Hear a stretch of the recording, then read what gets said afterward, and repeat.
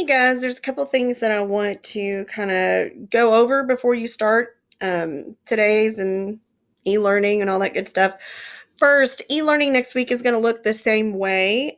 Please look for emails from Mr. Rolfson then because we will have times that we have an open house type of format.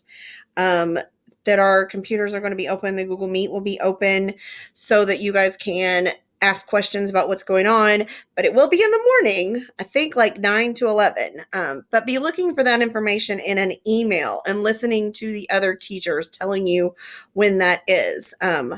As far as I know, I'm going to be allowed to do that sort of stuff, but I got to go to get into the doctor tomorrow. So with that stated, a couple of things that might look different on your end for Google Classroom. I am going into some of these daily assignments, and what I want you to see is that, we get it open, I'm changing it to ungraded. Does that mean that you don't need to do them? The answer to that is a big fat no. I talked to you a whole bunch about the fact that we need to do the practice because then when I'm going to be grading something, then that means that I need to make sure you did it. But some things are just that they're practice, and some of them it's got to be learning by mistakes, and so I'm not going to hurt. I'm not going to have that hurt you. But the things that will be graded will state, okay, these are graded. You got to do it. So look for that in your student view. I'm sorry that I don't see what it looks like. This is what it looks like for the teacher view. So if you figure it out, shoot me an email, screenshot it, something so that I can see. Second thing, let's see. So I'm looking at fourth period just because that's where I happen to be. You'll notice that the test the work that you have today has two things in it. It's got the one that is ungraded, and this one is going to be graded. Why is that one going to be graded?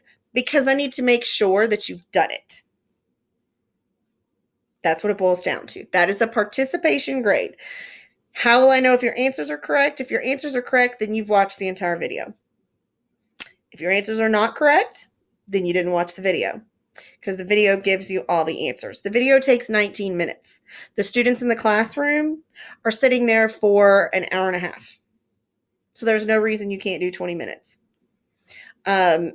Yes, if you're doing it correctly, it takes longer than that because you're supposed to pause and practice and pause and practice.